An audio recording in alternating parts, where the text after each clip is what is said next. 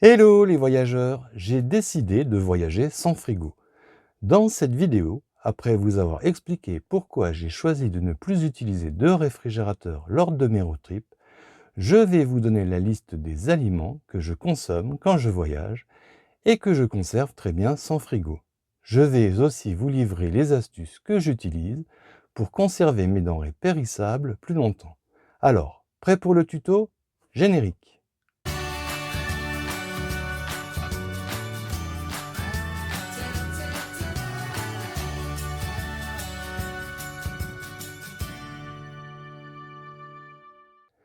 La décision de me passer de frigo lors de mes voyages s'est construite progressivement et de manière empirique. J'ai longtemps utilisé une glacière à compression que j'avais branchée directement sur la batterie de mon véhicule, mais une mésaventure lors d'un raid dans le désert, pour l'anecdote, mon frigo est resté trop longtemps débranché et j'ai été super malade après avoir consommé de la viande avariée. J'ai même cru à l'époque que j'allais mourir. Bref, cette mésaventure m'a définitivement fait douter de la fiabilité de ce type d'appareil. Sachez que Max, mon vieux mais fidèle camping-car, est équipé d'origine d'un réfrigérateur Trimix, c'est-à-dire d'un frigo qui fonctionne soit en 12 volts quand le véhicule roule, soit en 220 volts ou au gaz quand le véhicule est stationné. Mais mon frigo, vieux de bientôt 35 ans, ne fonctionne plus efficacement. Il ne fait réellement du froid que quand il tourne au gaz. Et comme rouler avec le gaz ouvert est interdit, sauf si vous êtes équipé d'un dispositif SecuMotion, chose que je n'ai évidemment pas. La seule solution aurait été de racheter un nouveau frigo Trimixed. Bref, une dépense d'au minimum 250 €. Et c'est là que je me suis sérieusement posé la question de savoir si j'avais réellement l'utilité d'un réfrigérateur.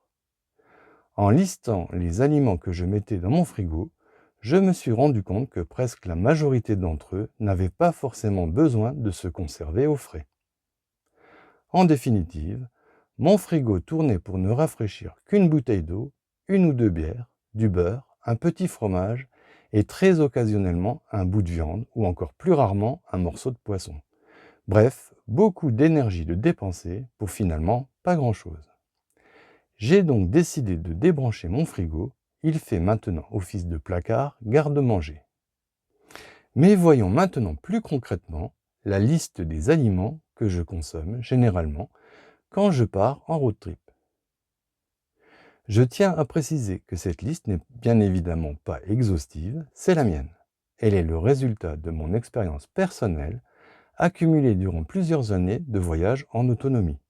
Je sais qu'elle mérite forcément d'être complétée, ajustée, modifiée et critiquée. Bref, si j'ai décidé très humblement de vous la partager dans cette vidéo, je sais aussi que chacun l'adaptera ou pas en fonction de ses besoins et de ses convictions. Enfin bref, mon postulat de départ, c'est que tout ce qui n'est pas vendu réfrigéré peut se garder en dehors du frigo. J'ai remarqué que les fruits, les légumes, les oignons, l'ail et l'échalote se conservent mieux dans un endroit bien aéré. L'idéal quand on voyage, et pour éviter qu'ils ne se talent du fait des secousses de la route, c'est de les placer dans un filet suspendu. J'achète mes fruits et légumes à la pièce en fonction de mes besoins sur les éventuels marchés qui jalonnent mon parcours. Les œufs, qui sont d'ailleurs vendus en dehors du frigo, je les conserve sans problème 3 semaines à température ambiante. L'avantage d'utiliser des œufs, c'est qu'ils peuvent se décliner en une multitude de préparations. En omelette, au plat, à la coque, dur, brouillé, bref, c'est hyper varié. Concernant le beurre, qu'il soit doux ou salé, je le garde à l'air ambiant 2 ou 3 jours. L'avantage, c'est que comme il est mou, il est plus facile à tartiner au petit déjeuner. Pour le conserver encore plus longtemps, je l'immerge dans l'eau douce. Cela évite l'oxydation faite par l'air et qui est responsable de son goût rance. Pour l'utiliser, il suffit tout simplement de le sortir de l'eau et de l'essuyer avec un papier absorbant. Quand je n'en ai plus l'utilité, il me suffit de replonger le beurre dans son bocal. Personnellement, je change l'eau du bocal tous les 2-3 jours environ. Je garde les viandes séchées, comme un saucisson, un jambon sec ou un poisson fumé, même entamé en dehors du frigo, mais de préférence dans un endroit frais. Par contre, tout ce qui est tranché doit impérativement aller au frigo. Sachez que vous pouvez sécher vos viandes vous-même. Je vous mets un lien expliquant la méthode dans le descriptif de cette vidéo. Le miel, le chocolat, les pâtes à tartiner, les confitures se conservent à température ambiante. S'il fait vraiment chaud, elles peuvent se liquéfier, mais restent toutefois comestibles. Sachez que les pains à farine complète ou semi-complète se conservent mieux que les pains à mie blanche. Vous avez aussi comme alternative les biscottes. À part du fromage, je ne consomme pas beaucoup de produits laitiers. Mais si j'ai besoin d'utiliser du lait pour faire une sauce béchamel, par exemple, je vais tout simplement réhydrater du lait en poudre. Et si j'ai besoin de crème, j'utilise une petite brique individuelle de 20 centilitres. En parlant de fromage, et de manière générale, sachez que plus un fromage est dur, plus longtemps il se conserve hors du frigo. Pensez toutefois à conserver vos fromages dans leurs emballages d'origine ou alors de les emballer dans du film plastique ou de l'aluminium pour éviter qu'ils ne soient au contact direct avec l'air. Les portions de crème de gruyère, dont la célèbre marque Le Bovidé qui rigole, supportent très bien la chaleur et se conservent sans souci hors du frigo. Pour vous dire, j'en ai acheté et consommé sans aucun problème en zone désertique, conservé sous une chaleur écrasante. Qu'elles soient artisanales ou industrielles, les conserves sont une bonne solution pour conserver légumes, viande, poissons, salades et plats cuisinés. Seule obligation, une fois la conserve ouverte, il faut tout manger. Donc, et pour ne pas gâcher la nourriture, achetez ou confectionnez vos conseils d'une taille correspondante à vos besoins. Le gros désavantage des conserves, c'est qu'elles prennent beaucoup de place et qu'elles pèsent lourd. Autre solution, conservez vos légumes grâce à la lactofermentation, c'est-à-dire dans la saumure, un savant mélange d'eau et de sel. Personnellement, je n'y connais pas grand-chose, mais je vous mets un lien expliquant la méthode dans le descriptif de la vidéo.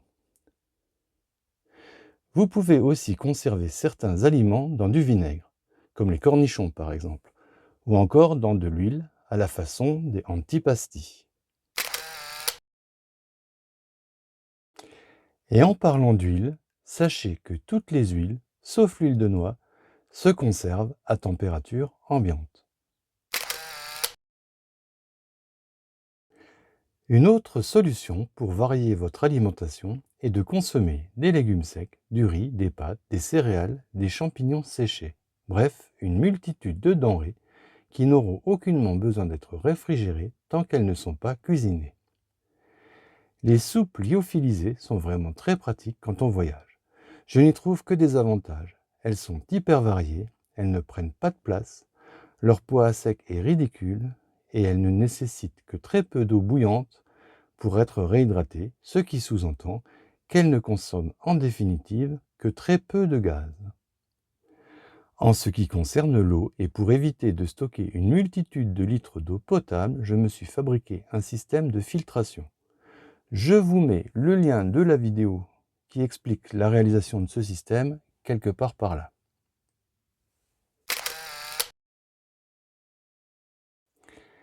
Et pour ce qui est des desserts, là aussi, vous avez plein de possibilités. Les biscuits secs se conservent sans aucun problème.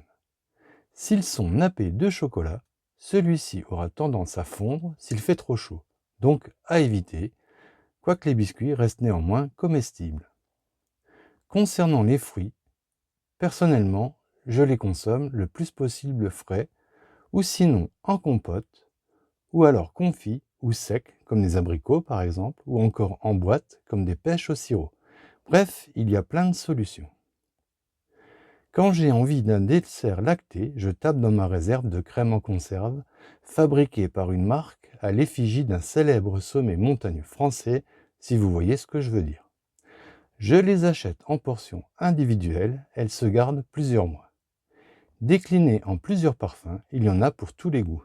Personnellement, et comme vous pouvez le constater, j'ai un faible pour les crèmes saveur vanille. Concernant les jus de fruits, je les achète en briques individuelles.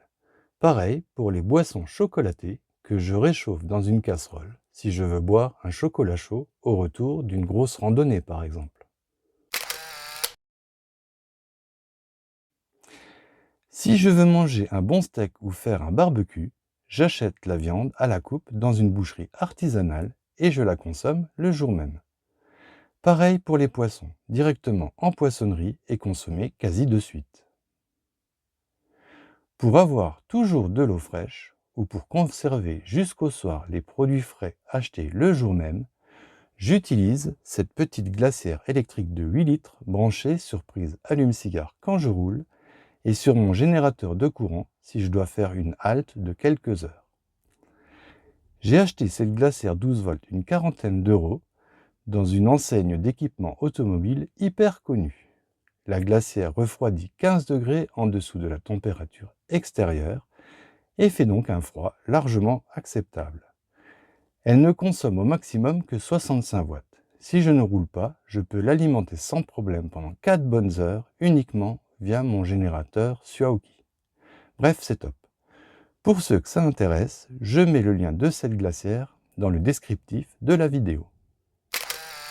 Comme vous avez pu le voir dans cette vidéo, en road trip, on peut se passer sans souci de frigo, tout en ayant une alimentation variée. En tout cas, c'est ma manière de faire et elle me convient bien.